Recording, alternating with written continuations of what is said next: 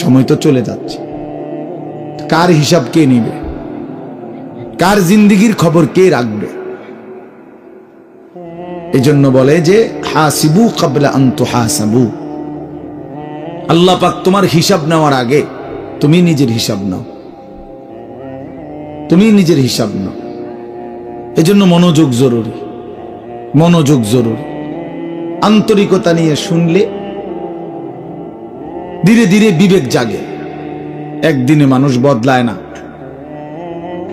কিন্তু ধীরে ধীরে শুনতে শুনতে একটা সময় জিন্দেগি বদলায়। একটা পাথরের উপরেও যদি ধারাবাহিক পানি পড়ে, বৃষ্টির ফোঁটা, একটা সময়ে এই শক্ত পাথরের মধ্যে একটু ছিদ্র হয়ে ডাইবা যায়। তাইলে আল্লাহর কোরআন, আল্লাহর কথা, আল্লাহর কালাম আমাদের জন্য, নওজোয়ান ভাই, কিশোর ছেলে, তোমাদের জন্য বাবা, সব সময় যদি আল্লাহর কথাকে প্রত্যাখ্যান করো, শুনবা কখন? কোন সময় যদি কোরআন তোমার গায়ে না লাগে, তোমার বিবেকে না লাগে, তো শুনবা কখন ভাই? আল্লাহর কোরআন কি কখনোই তোমার জন্য আগ্রহের বস্তু হবে না? কোন সময় মনোযোগ আসবে না? কোরআন শরীফে আছে ফাবি আইয়ি হাদিসিন বাদাহু ইউমিনুন, আল্লাহ বলে বান্দা, কোরআনের চাইতে দামি আর কোন কথা বললে তুমি বিশ্বাস করতে? বলো, এর চাইতে দামি আর কি বলতাম?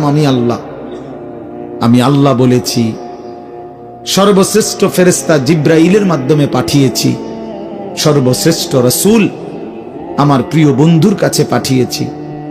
23 বছর আমি আল্লাহ বলছি, 30 পারা কোরআন নাজিল করেছি। এরপরে আর কি বলতাম? আমি কিভাবে বলতাম?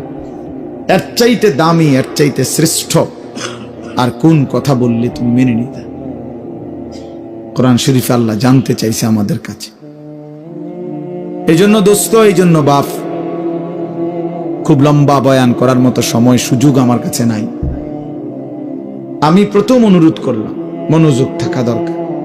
আমার বয়ান হোক আর যার বয়ানই হোক, নিজ মহল্লার ইমাম সাহেবের বয়ান হোক আর একেবারে চাঁদের দেশের হুজুর হোক, যে মনোযোগী হয় তার জিন্দেগি বদলায়।